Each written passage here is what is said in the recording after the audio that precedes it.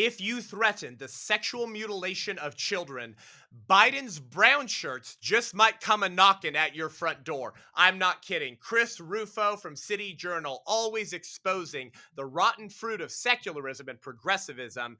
Undercover reporting, whistleblower reporting. Thank you, Chris Rufo. What do we know? We know at the Texas Children's Hospital, they've been chemically castrating minors, in some cases, sexually mutilating minors, lied that they stopped the procedures and continued to do it anyways, broke Texas state law by sending reimbursements for this trans Gnostic sex cult procedures to be reimbursed by Medicaid. And Chris Rufo brings the receipts with whistleblower testimony of what's happening in the war on our children and the transgender insanity in America. You're not going to want to miss this episode. This is just the beginning of a war that will not go away until good people learn to stand up and say no.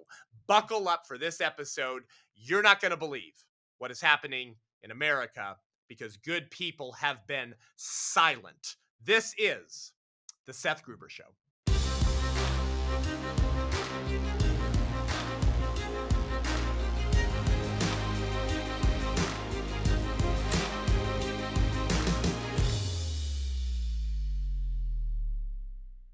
Okay, welcome to the show today. Okay, you guys need to pray for Chris Rufo, okay? City Journal. This guy is doing yeoman's work. You need to pray for his safety, actually. Here's the thing about like people that do either undercover journalism or exposés exposing the evil deeds of very evil people trying to keep their actions hidden, is that the people getting exposed don't really like it. Okay. I mean, have you seen what they did to David DeLayden? Remember the Planned Parenthood sells baby parts? You know what do they go? It says multi-million dollar lawsuit going back to 2015. It's been nearly a decade. They're still trying to destroy this guy's life. Alex Jones. Hey, listen, the Sandy Hook thing was weird. Okay. I'm not condoning anything he said, but the New York Times gets things wrong regularly. But if Alex Jones gets something wrong, they sue him for $1 billion because why? They hate him. He's a political opponent, and he talks about things that they really don't like people talking about. The same thing with Chris Rufo. Pray for him. His work at City Journal is exposing a lot of things that might not have gotten exposed, that some of these creep weirdo groomers might have gotten away with if it wasn't for his work. Okay, so listen. If you threaten the sexual mutilation of children, Biden's brown shirts just might come a knockin'. In spring of 2022, so this was 2 years ago, the Texas Children's Hospital in Houston, Texas, announced that they would cease performing transgender medical procedures on minors because of potential legal and criminal liability, thanks to Texas legislators. And when this happened, the hospital's chief pediatrician, Catherine Gordon, who calls herself an advocate for gender affirming therapy, abruptly resigned, meaning I want to keep doing this work, but it ain't worth me getting fired over. Okay. By the way, there is no such thing as gender affirming healthcare or gender affirming therapy. Let's be very clear. Okay. Gender affirmation would be if your gender confused boy came to you and said, Daddy, I think I'm a girl. And you say, well, you're not, son, you're a boy. That would be gender affirming therapy because you're affirming their one and only gender that will never change. Okay. But if you live in the trans Gnostic sex cult and you believe that your authentic identity is a prison of your biology, then if we chop up enough things and maybe change enough of our body, maybe we can somehow liberate the authentic self from the bondage of biology. Does that sound religious or just like a atheistic neutral, just materialistic, just Darwinian materialism? No, of course, that's an incredibly theological and spiritual claim to say that you are not your body and your soul is the real you and it lives in this vessel that's a pound of flesh. Okay. So gender affirming healthcare doesn't exist. What they mean by that is the chemical castration of minors or adults or actual surgical intervention, which means you're chopping off breasts, you're chopping off genitals, you're constructing fake phallics. Okay. Like this is happening in America. So the Texas Children's Hospital in Houston, the hospital said that their policies was decided after Attorney General Ken Paxton, love that guy, their actions in potentially criminalizing this behavior. And there was an order from Governor Greg Abbott at the time. This is 2022. Okay, I'm giving you the background to the story. Directing Texas's Child Welfare Agency to investigate reports of children receiving gender affirming care and to investigate that as child abuse. Amen. Amen. Thank you. We need more Republican leadership like this. Okay. We need more conservative leadership like this in the Republican Party. So, Chris Rufo, okay, from City Journal, okay, and as of last week, got some gnarly new reporting from him. Praise God for this man and his team. But Chris Rufo, at the time from City Journal, published an investigation a year later in 2023, demonstrating that though the Texas Children's Hospital had promised to shut down its trans youth minor program, the Texas Children's Hospital had continued to administer hormone drugs to children as young as 11. 11. And Rufo's investigation was based on exclusive whistleblower documents showing that despite its public statements, the Texas Children's Hospital, which is the largest children's hospital in the United States, had secretly continued their program anyways, secretly performing transgender medical interventions, including the use of implantable puberty blockers on minors. Chris Rufo's team reached out to the hospital via email after their investigation was published, again, citing whistleblower documents showing that though the hospital had promised to stop their trans work as it pertains to minors, that they had secretly continued to do it anyways. And they emailed with the hospital spokeswoman, Kelly Carville. Her response was, "We have no comment."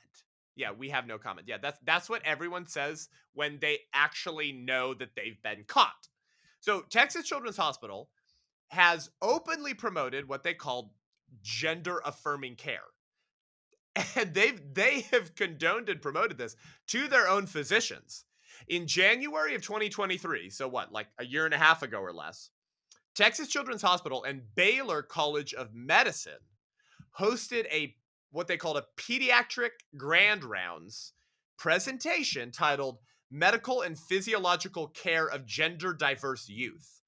And in this presentation, they described the process of sex change interventions, including puberty blockers to cross-sex hormones to genital surgeries, okay?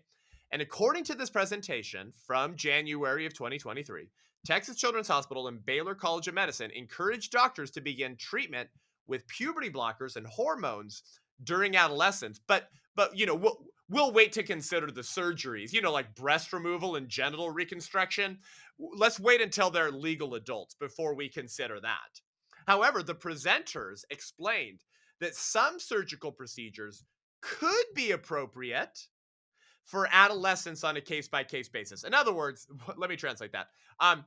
Hey, physicians, we need to chemically castrate children by blocking their hormones and then injecting them full of cross-sex hormones. So if you're a boy, you're getting estrogen, and if you're a girl, you're getting testosterone, which in many cases will castrate them because it's stunting puberty. And so by the time you stop that, and then they get older, by the time that they should be able to have children, and if they want to, they won't be able to anymore because you chemically castrated them through the use of transgender drugs, cross-sex hormones, and puberty blockers.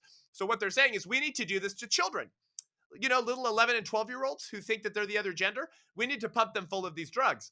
But let's not recommend cutting off genitals and breasts until they're like 18 or older. But sometimes, yeah, exactly. They're giving themselves a loophole. And sometimes on a case-by-case basis, it could be appropriate to sexually mutilate children to create eunuchs so you can make a lot of money. And by the way, we know that they make a lot of money.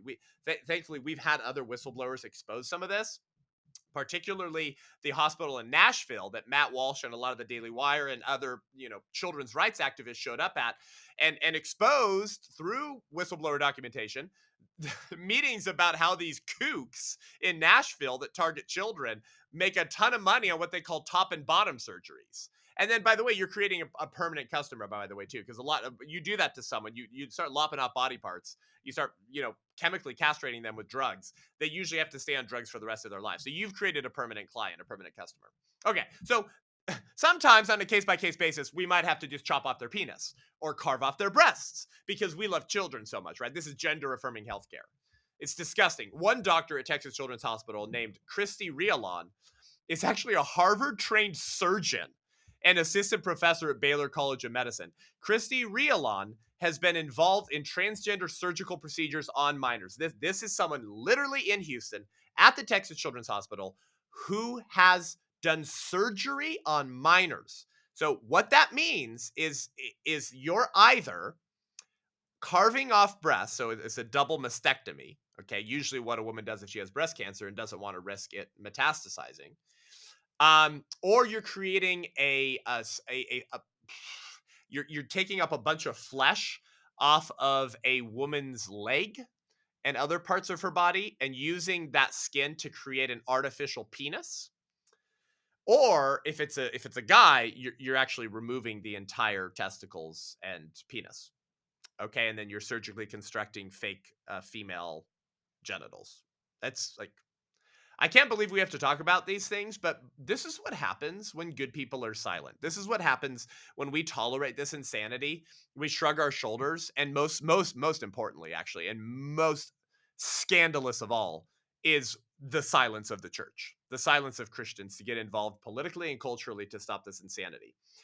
Okay, so this doctor, Christie Ron, the records indicate that she, I think it's a she, has inserted and removed non-biodegradable drug delivery implants for gender dysphoria in pediatric patients throughout 2022 and 2023, including one procedure on an 11-year-old, which was a female to male transgender person. Again, all this language means nothing. There's no such thing as female to male. You will always be a woman or you will always be a man, okay? Like, I I sometimes don't even like to read the reporting because you're using their language. We should not even use their language. It reminds me of a scene from Alice in Wonderland, actually, right? Through the looking glass now, folks. Does it feel like we're through the looking glass? And I believe Humpty Dumpty tells Alice, when I use a word, I it means precisely what I choose it to mean, neither more nor less. In other words, I define reality. And Alice says, the question is whether you can make words mean so many different things. That's all. And Humpty Dumpty replies, the question is which is to be master. That's all. Presumably, Humpty Dumpty means, are we to master language or is language to master us? Which is to be master, right? When I use a word, it means precisely what I choose it to mean, neither more nor less. That's what he says. To which Alice says, can you make words mean so many different things? So he says, which is to be master? Exactly. That is the question. Because if we are to master language, then language is no longer objective. Words don't refer to reality. If we master language, we can manipulate it. We're the masters. However, whenever we want, for whatever purpose we want. So man can now mean woman. So woman can now mean man. Okay. It's a transgender woman. Oh, you mean a man. So see what I mean? What they've done with language? Or is Alice right? Which is to be master?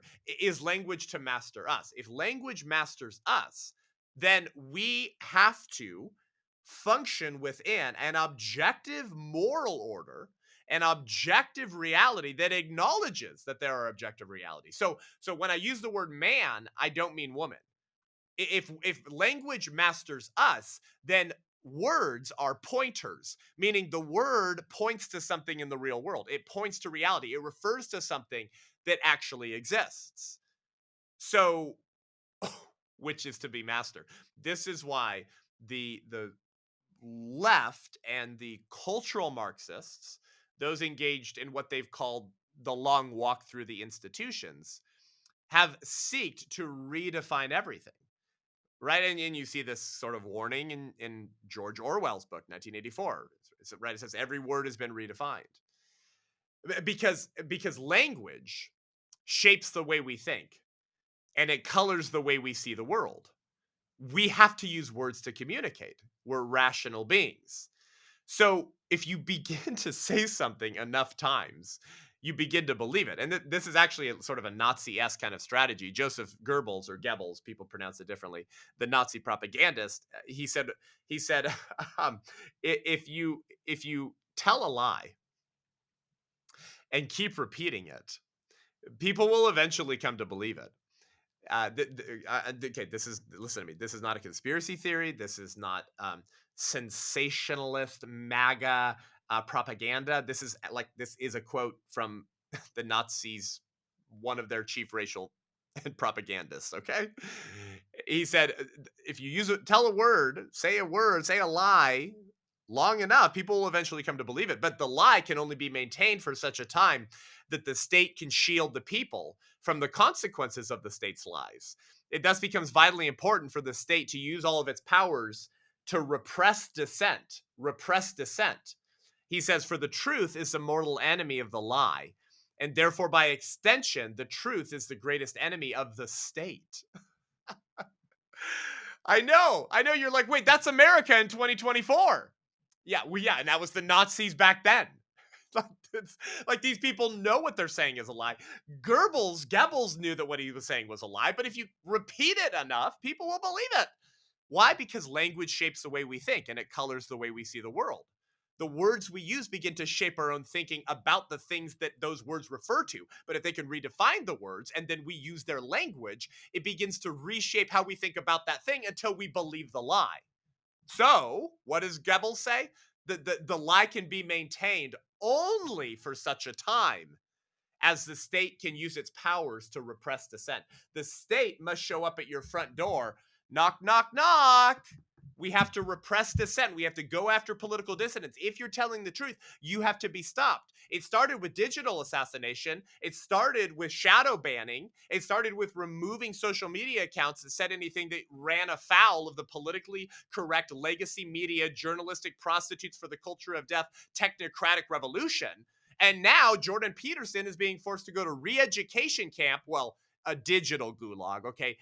Digital re-education camp because of his politically incorrect, quote unquote, offensive language. How much longer until a digital gulag where social media re-education is required takes the form of a physical Bernie Sanders gulag? We've had gulags before. You shouldn't be surprised that it's starting digitally and it may turn into something physical. Knock, knock, knock. The brown shirts are here. Hitler's brown shirts are here. Why? To repress dissent. That's from Joseph Goebbels. That's not me. Okay, that's not Trump. Okay, that's not the ultra MAGA, whatever they're calling us. That's from the Nazis. That was their strategy. The lie can only be maintained for such a time that the state can use its powers to repress dissent. For the truth is the mortal enemy of the lie. And therefore, by extension, the truth is the greatest enemy of the state. The truth has always been the greatest enemy of the state, which is why you should never be ashamed to proclaim that truth. And at the end of the show, we're going to talk about the dangers in using their language, in giving quarter and credence to the lie, and what that will do to your own soul. But before we continue, we want to thank our sponsors at Every Life Diaper Company, everylife.com, the pro-life diaper company of America. We're so grateful for them. You know, this is absolutely insane. So you've heard me say this every time on this show, but I want to bring actually an example to what I'm talking about right now. Have you heard of Honest Diapers? Okay, so Honest Diapers, one of the more expensive diapers to get, has this ad right now on their Instagram from June 18th, okay, June 18th, 2024, of two dads, okay, I don't know what that means. I'm pretty sure that people only have one dad. Two dudes who appear to be married or something, holding two little babies, and intentionally denying them a mother. So the baby industry is radically opposed to the family, and every major baby company or diaper company in America supports either abortion and or the transgender revolution, which says that any kind of weird sexual relationship should be able to get kids, even if it's two dads or two moms. Don't support these diaper companies. You want to take back a culture of life, you got to fight with your wallet. Get your diapers for your lovely little pooping babies from Every Life Diaper, everylife.com, promo code Seth10, Seth10. They're actually the fastest growing diaper company in America. Isn't that cool? So I'm not just telling you to do this because, oh, you have to fight the culture of death. They're like actually business professionals. Like I actually know them. They're actually wonderful people and they crush. Everything they touch turns to gold. They know how to run a business. Everylife.com, promo code Seth10, Seth10 for 10% off your first order and to let them know that we sent you. So this kooky, crazy doctor at Texas Children's Hospital, Christie Ron, has actually performed this sexual surgical mutilation of children and has pumped them full of chemically castrating drugs. Now, here's where the Chris Rufo's reporting, okay, over at City Journal gets really, really, really, really interesting. This procedure in particular, this pumping an 11-year-old full of chemically castrating drugs, this procedure, which they received from whistleblower documents, was listed in hospital records 3 days after the hospital had announced that it had stopped performing what they call gender affirming care, which once again is non-gender affirming care, convincing minors that they can be the other gender.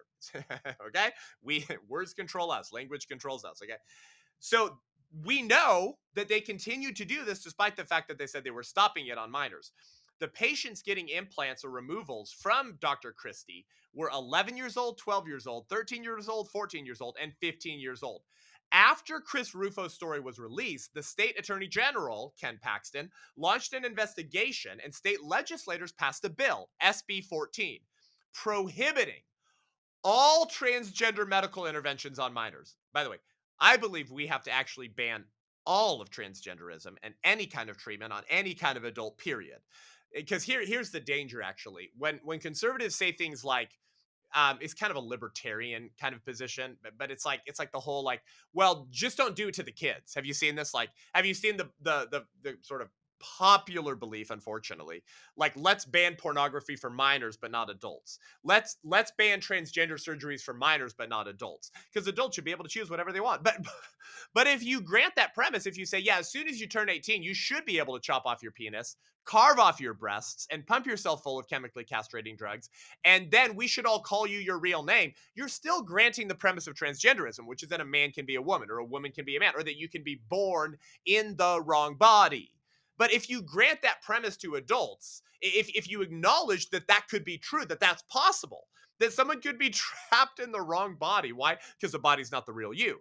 It's just a pound of flesh. It's like a vessel that houses your authentic identity, which is this metaphysical, spiritual, like soul that we can't see or touch. If that's true, and it can be true for adults, and so that's why they should be able to get that treatment, then why can it not be true for minors? Is it true or is it false? If it's true, it can be true for anyone.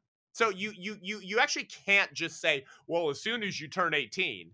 So I'm grateful, obviously, that Texas banned this intervention on minors. We need to protect the children, but we also need to demand bolder and more uncompromising leadership in the Republican Party at both the state and federal level to ban this entirely. To quote Michael Knowles, we need to eradicate the entire ideology of transgenderism from the public square. Okay, so here's where the plot thickens, okay? So first they were doing the kooky surgeries on minors. Then they feared criminal investigation by Texas Republicans, so they stopped it and some of their doctors quit. But then they continued to do it after they said that they had stopped. And then Chris Rufo's reporting revealed that they had continued to do it, including whistleblower documents proving it. And here's where the plot thickens. On June 18th, 2024, this month, y'all, Rufo published a new report entitled, "Did Texas Children's Hospital Commit Fraud to Pay for Child Sex Change Procedures?" Here's what Rufo writes. He says, according to a new whistleblower, doctors at Texas Children's Hospital were willing to falsify medical records and break the law to keep practicing gender-affirming care. Caught in the wave of ideological fervor, two of the hospital's prominent physicians, and we're going to name them, okay, Richard Ogden Roberts and David Paul, cut corners, and according to the whistleblower, committed medical fraud to secure funds for the hospital's child sex change program.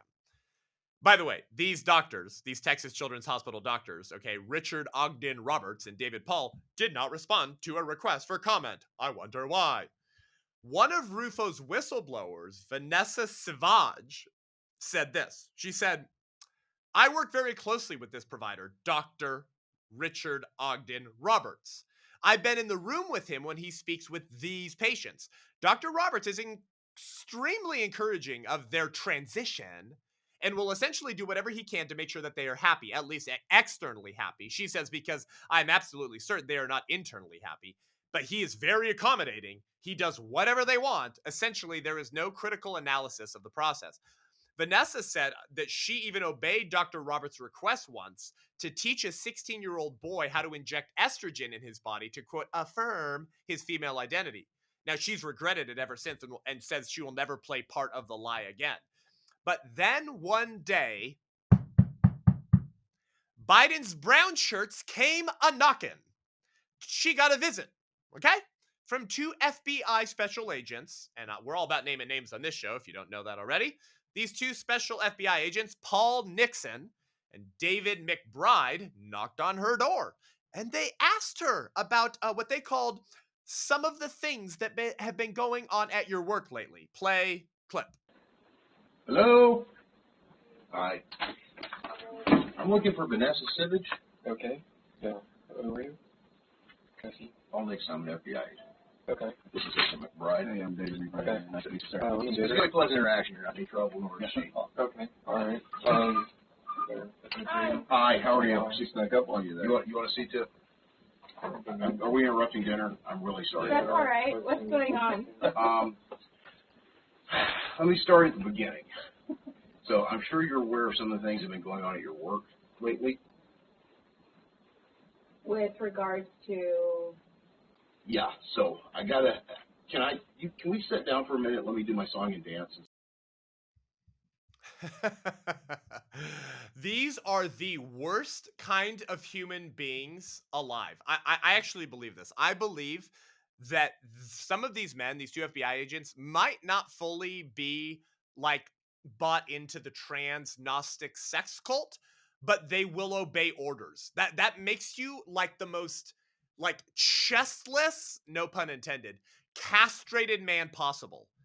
The kind of men who know that what they're doing is probably wrong, but do it anyways to keep their pension or their job. Okay? It makes you disgusting. It's actually, you're actually worse than a coward. I remember when my pastor, Rob McCoy, decided to defy Gavin Newsom-Leaney and open up his church in 2020. He went to his family and he said, you know what, I might go to jail. We may get sued. We may lose everything. I really don't know. And Michelle, his wife, precious people, they were just at our red carpet premiere for the 1916 Project in Newport Beach. She said, I'd rather be a widow than be married to a coward. And you know what? I think probably most wives feel that way. These men are actually worse than cowards, though. Okay. Cowardice would be, I don't know, to like kind of not be involved with the evil, but step back and watch it happen. But they're actually playing an active role in this tyranny of the political dissidents. Why? Because what did Joseph Goebbels say?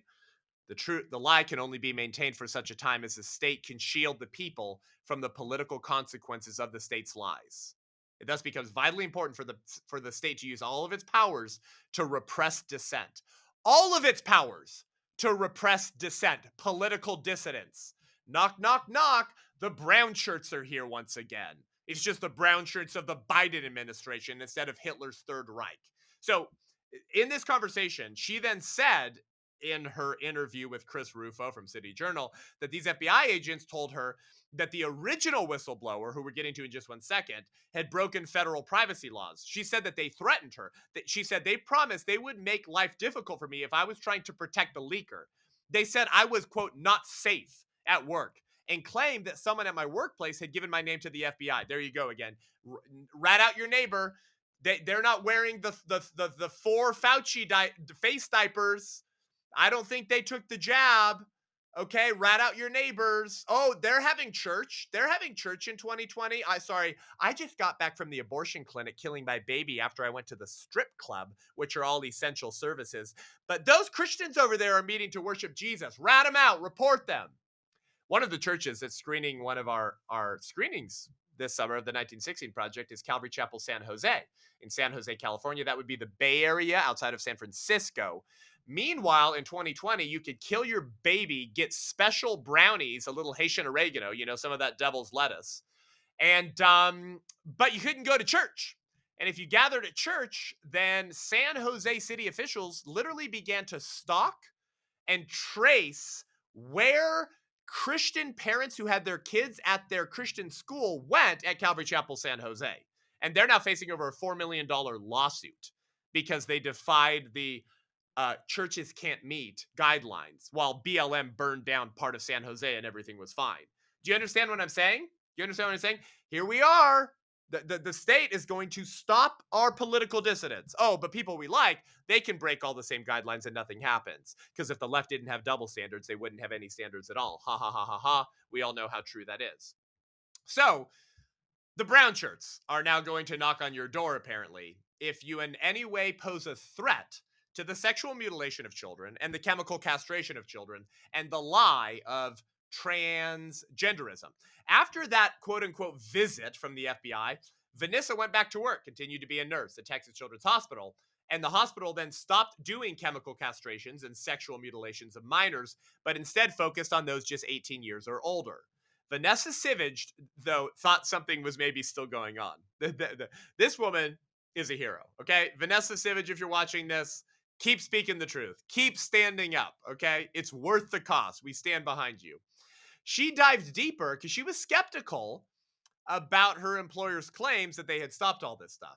And she was concerned that her hospital and employer may be committing fraud and billing Medicaid for transgender treatment therapies, which violates the Texas state law. So listen, the Texas Medicaid Provider Procedures Manual states that, quote, sex change operations are not benefits of Texas Medicaid.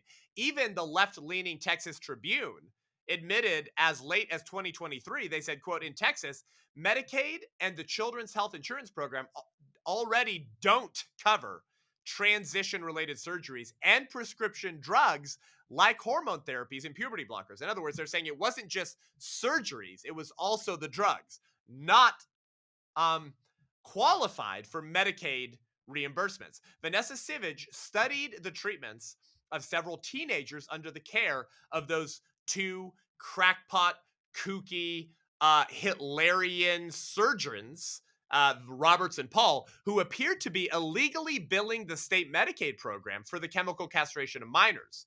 So Chris Rufo's team has had legal experts review the whistleblower documents, and they have said that, quote, the only reasonable conclusion is that Texas Children's Hospital was using Texas Medicaid funds to pay for gender-affirming care against state law. So they're breaking the law. Okay? Thank you, Chris Rufo. Thank you, City Journal, for doing yeoman's work and doing the work that we all ought to be doing.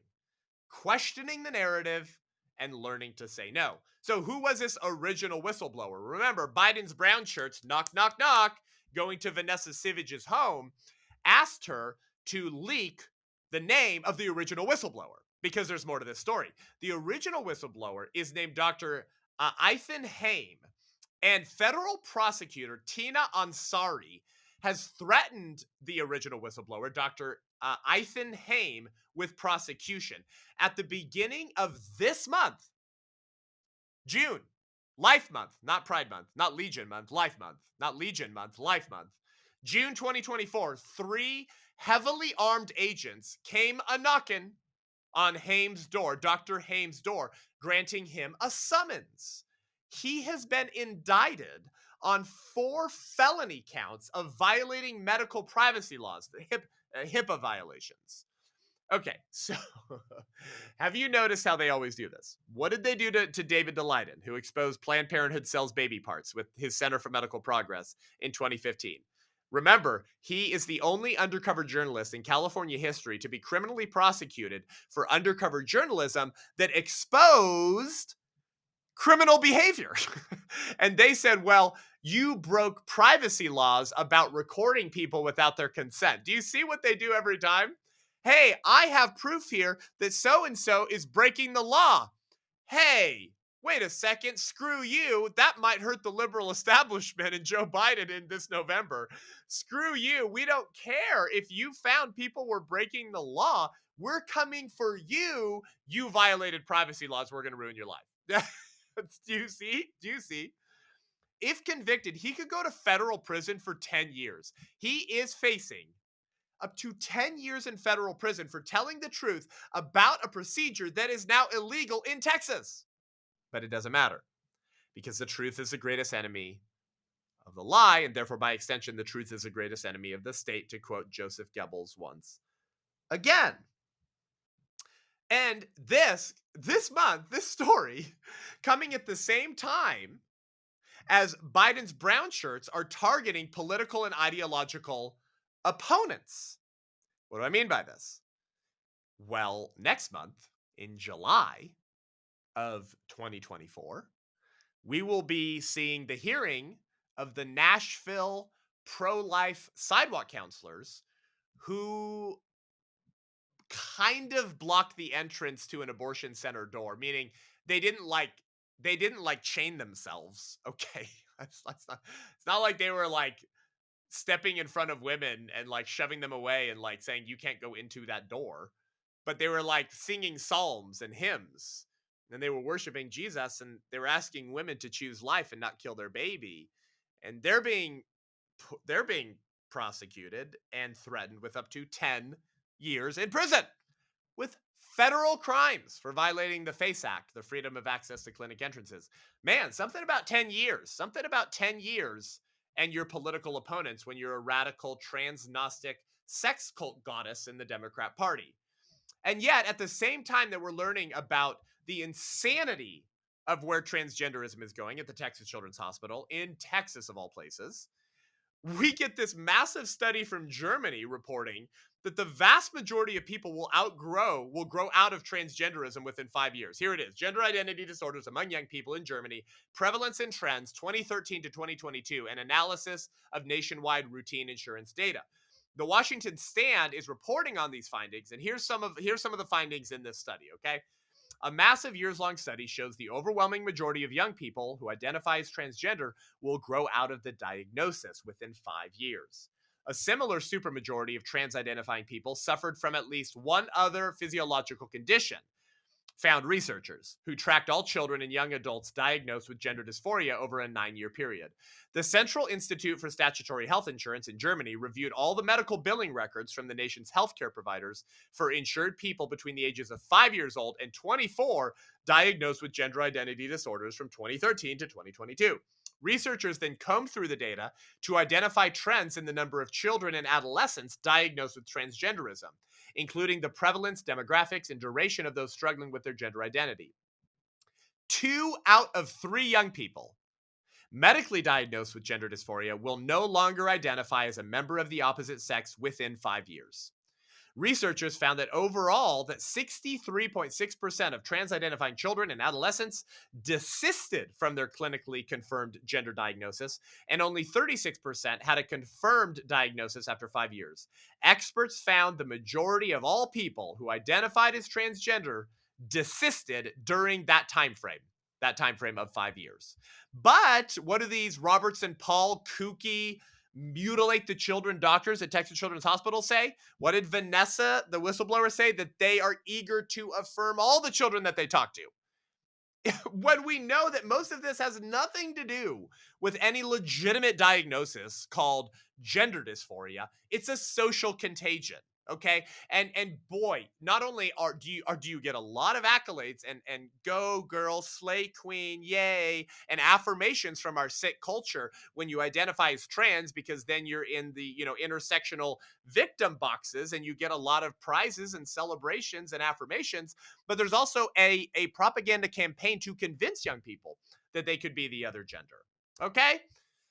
But it doesn't matter. It doesn't matter because it's not about following the science, okay? It's not about research. It's not about being consistent, okay? It's about neo-pagan revivalism, okay? That's what all of this is. And we're going to get to that in just 1 second. So I was thinking about this, and I want to pose this question to you, okay? And I want you to pose this question to other people. What is it about secular progressivism that makes you want to chop up children? Have you noticed that? What are the two core sacraments of secularism? What are the two issues right now in America that seem to cause the left to manifest their inner legion that make them insane? Abortion and transgenderism. which both involve chopping up children. Think about it. What's the most brutal example of abortion? A late-term abortion. And what happens in a late-term abortion? You have to chop up the kid because you can't kill the baby and get it out in pieces. You got to do some chopping. At the very least, you have to do an illegal partial birth abortion where you suck the brains out so the head collapses and you pull the dead baby out. But usually you're ripping off arms and legs in a later term abortion. What is the most brutal example of transgenderism? If you follow that ideology to its logical conclusion, surgical intervention, chopping up kids once again. What is it about secular progressivism that makes you want to chop up children? Why? Because it's fundamentally spiritual. It's actually demonic, okay? Because listen, we know that transgenderism is not rational. There's nothing rational about believing that you could be born in the wrong body and Sally could be hidden in the biological prison of Seth's body. There's nothing rational about that. By the way, would you like me to debunk transgenderism through common sense in less than a minute? Okay.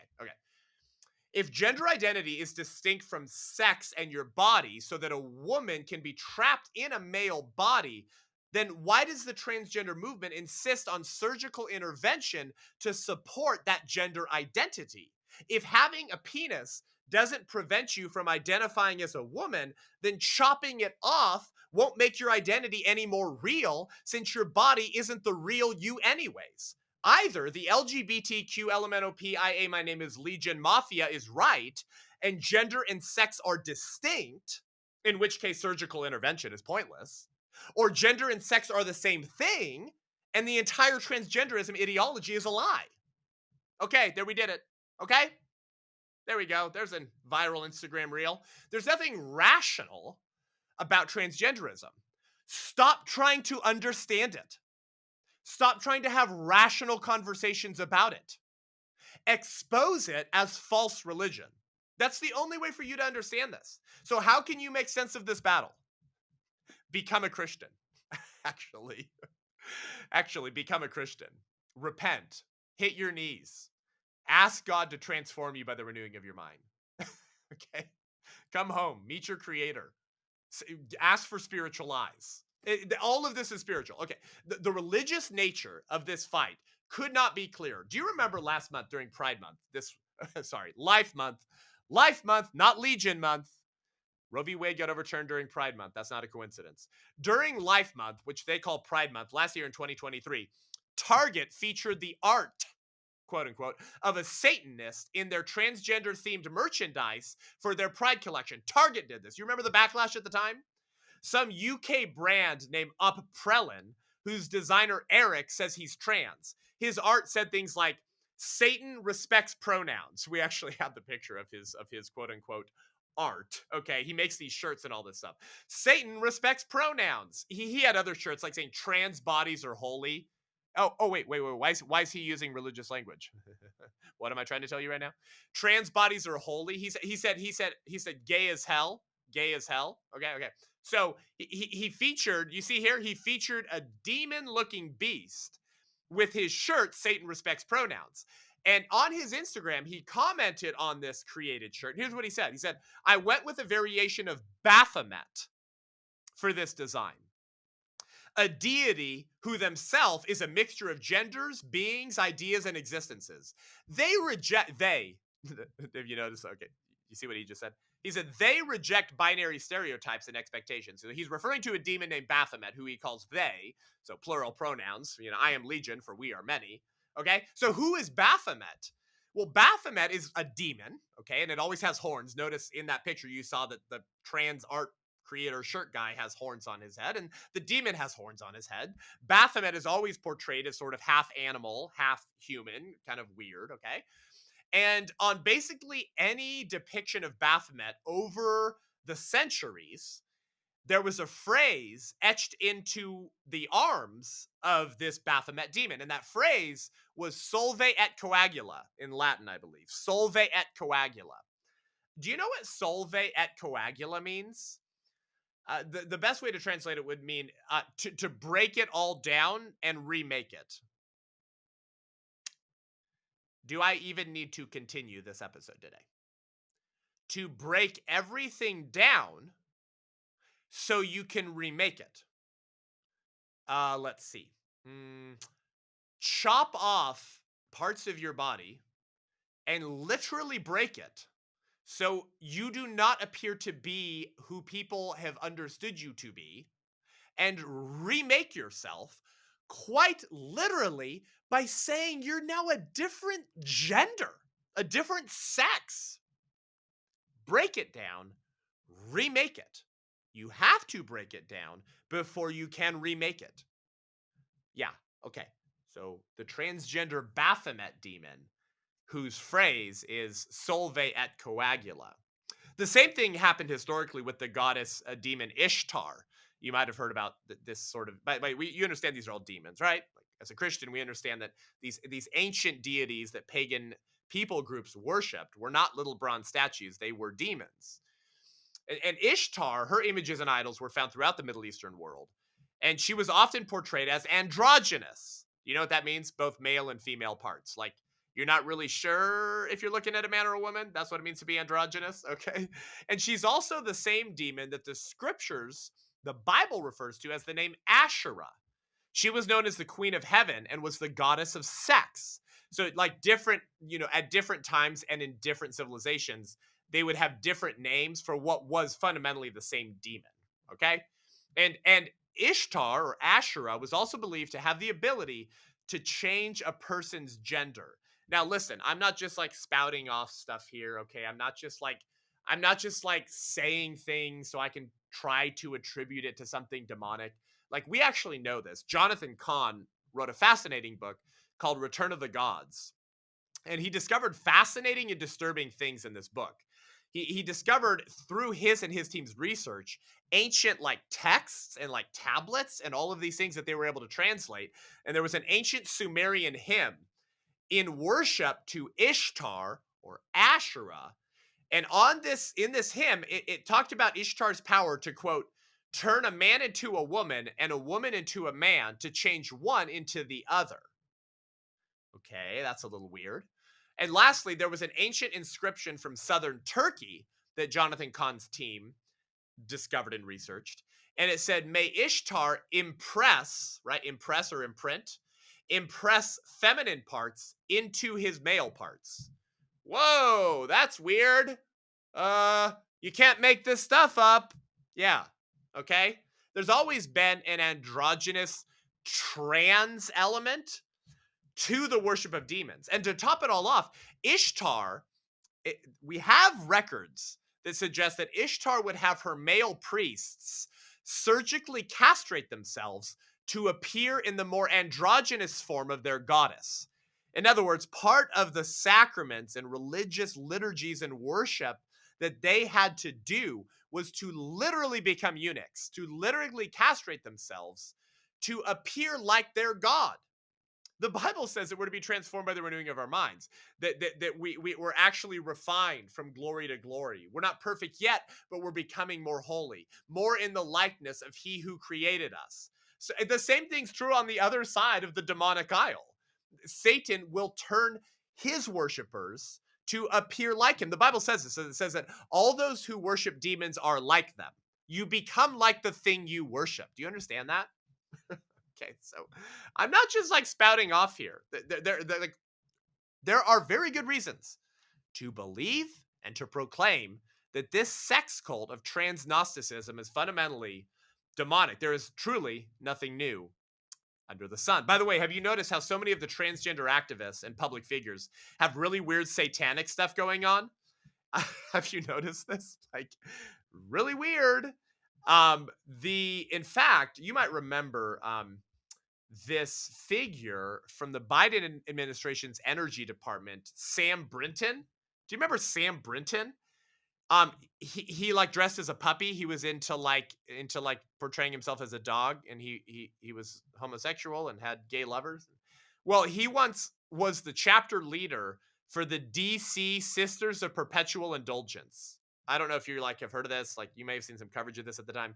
The Sisters of Perpetual Indulgence mock Catholics and mock God by dressing up as nuns in very sexually suggestive ways to celebrate their indulgence. If it feels good, do it. To indulge all fleshly desires. It's sexual licentiousness. It's libertinism, right? It's not liberty, it's libertinism. We can do whatever the hell we want. Margaret Sanger said, no gods, no masters. We are our own masters. And so, and the Sisters of Perpetual Indulgence often have pentagrams and they're into this weird demonic stuff.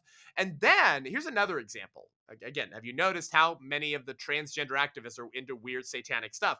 The founder of the New York City Satanic Temple, you heard that right, the New York City Satanic Temple, his name's Ash Blackwood. And he said his motivation in founding his Satanic Temple was to create a, quote, enthusiastically accepting atmosphere for LGBTQ people. Okay, so the founder of a Satanic Temple just told you the main motivation for having a temple to Satan was LGBTQ. Oh, I wonder why that is. He then changed his last name to Astaroth. I'm literally not kidding. Ash Blackwood, the founder of the New York City Satanic Temple, changed his last name from Blackwood to Astaroth, which in demonology refers to the great Duke of Hell. However, Astaroth is named after the Near Eastern goddess Astarte, and Astarte is the Semitic counterpart of the Mesopotamian goddess Ishtar, who turns men into women and women into men. Ishtar, Astaroth. We've come full circle. So you actually can't understand the insanity at Texas Children's Hospital in Houston, at Biden's brown shirts knock, knock, knock, inciting fear in the political dissidents if you pose a threat to the sexual mutilation of children, unless you're a Christian and have spiritual eyes. Unless you can understand how fundamentally demonic this is. And so naturally, Ash Blackwood, here you go, here's the picture, is photographed sitting on the demon Baphomet with a pentagram behind him. There you go. How about we let them speak for themselves? They are telling you that transgenderism is fundamentally spiritual and fundamentally demonic. So let's end with this. What happens if you, listening, Americans and Christians, continue to allow this insanity and remain silent? Okay? If you just allow the intimidation and attacks of people like Vanessa and Dr. Haim to continue, the people who are trying to scare you into silence and self-preservation. If you remain quiet and you say, I dissent, I don't like that, in your heart you say, I dissent to that, I disagree with that, but you go along to get along. You don't do anything to stop this insanity. You don't learn to say no and not participate in the lie. What happens? There's a great book by Rod Dreher, who I actually have some disagreements with because he attacks people like Eric Metaxas and Charlie Kirk, but he wrote a great book called Live Not by Lies. And he talked about this word called Ketman, and it referred to the strategy of inwardly dissenting to lies, but conforming to them anyways. Inwardly dissenting to lies, but conforming outwardly to them anyways. And Ketman is a Persian word for practicing the appearance of Islamic orthodoxy while inwardly dissenting. It's very interesting. He talks about the roots of this Persian word ketman for people who practice the appearance of Islamic orthodoxy in order to not be like killed for their refusal to engage in the Muslim religion. But inwardly in your heart, you say, I disagree though. Okay, it's like all those other people who were bowing next to Shadrach, Meshach, and Abednego in their hearts saying, I'm not actually bowing down. It's just a physical act, but my soul is not bowing down. And Czesław Miłosz, who was a Polish anti-communist dissident, wrote about this strategy of Ketman. He wrote about the people who were ideologically opposed to communism, but pretended to be okay with it in order to stay out of trouble and not experience persecution. Okay?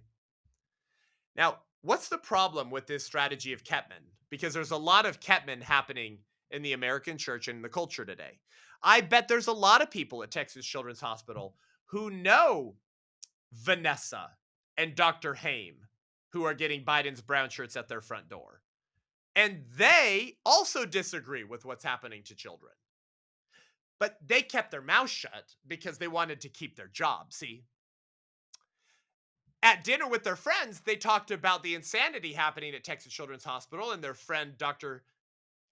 Ethan, Heyman, and Vanessa, but they didn't join them and support them in speaking up.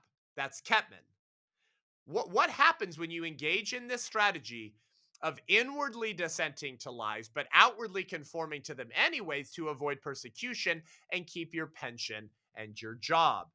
You rot inside. That's what happens. Your character actually changes. As Rod Dreher says, Kettman is worse than hypocrisy because living by it all the time corrupts your character and ultimately corrupts everything in society. In other words, you're playing the role of an actor who pretends to go along to get along. But don't worry, in your heart, you're saying you disagree.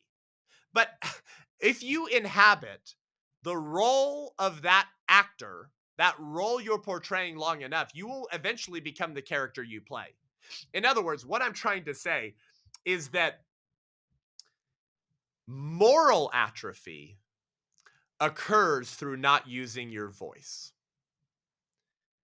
That you actually weaken and your character actually weakens every time you choose to be silent, every time you give quarter to the lie, every time you go along to get along, you start to change inside.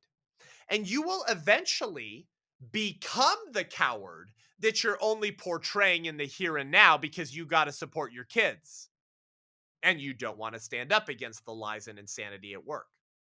And by the way, do the revolutionaries on the left do this? No, they don't.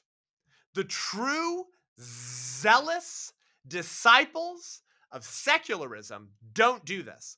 They're willing to die and suffer to push forward the revolution, regardless of the consequences to themselves and their careers.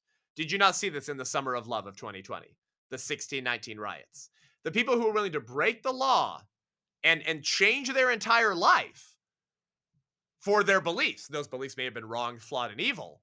But man, can I get some Americans and Christians who are as zealous and unapologetic for truth and righteousness in the public square as the other side is for lies? That's why we're in this position, actually. Yes, I hope you're upset at this episode.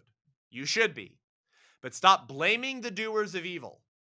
They will continue to do evil. It's on us who know better, who have the truth, to say something, to do something, to stand up, and to learn to say, no, I will not go along with the lie. Take it from the Nazis. The truth is the greatest enemy of the lie. And therefore, by extension, the truth is the greatest enemy of the state. Therefore, the state must use all of its powers to repress dissent. Knock, knock, knock. The brown shirts are here again. You are a threat to the liberal establishment, the sacraments of secularism, the sexual mutilation of children, the chemical castration of minors, the killing of babies in Nashville with sidewalk counselors being threatened with 10 years in prison because you're willing to say no and be the enemy of evil. And if enough people decide to be the enemy of evil, stand up against this insanity, get involved politically and culturally, learn to say no, be the whistleblowers like these brave people, maybe we can bring the insanity of this culture to a grinding stop and rebuild a culture of life. But you, me, everyone has to stop waiting for the courageous ones to rise. Choose to be the courageous one, for goodness sake. They're chopping off the penises of children, chemically castrating minors, throwing people who expose it into prison, and murdering babies through point of birth. Where do you think that stops? If I told you what's happening today that I talked about in this episode would have happened today in 2000, you would have called me a weirdo who was probably hanging out with Joe Biden, smoking some of the devil's lettuce, okay? With Hunter Biden doing crack with prostitutes. You would have been like, you're a weirdo. And here it is. It's happening now. So if it could have happened, and you would have never predicted that in the year 2000, what do you think the year 2043 looks like? Yeah. I think that's all I need to say for this episode. Head on over to iTunes, Spotify, YouTube. Give the show a rating and review. Let us know what you think. It really helps us reach more people. We really appreciate it. YouTube has been coming after me. They're pulling old videos from a year, 2 years ago and giving me strikes. Got some gay communists and probably cultural Marxist pro-abortion people over there at Google that own YouTube, and they don't like what I have to say, okay? So if they give me 3 strikes in 90 days, my whole YouTube channel's gone, okay? We have 25,000 subscribers. We're pretty new. They want to get rid of it. Go to Rumble and subscribe to the Seth Gruber Show in case they ever digitally assassinate me. And if you want to join the White Rose Resistance, go to thewhiterose.life. Listen, $35 a month, you get a battle box, a digital community with courses, curriculum, a pro-life masterclass, live calls with me, okay? And at $70 a month, you get our book club. And for limited time, you actually get my book before it ships. It's only for pre-order right now. So go to thewhiterose.life, join us, and if you want to host a screening of this crazy film that it took me a year to make, The 1916 Project, go to the1916project.com, press host a screening. My team will get back to you, fill out the form, and you can host this film at your church. This summer, like right now as you're hearing me say this, go to the1916project.com, host a screening, and then pre-order a copy of my book. Go to the1916project.com/book and pre-order a copy of the book. Give your money to the White Rose Resistance so we can take back life and awaken the church, and not to Amazon that hates the preborn. Until next week, I'm Seth Gruber, and this is The Seth Gruber Show.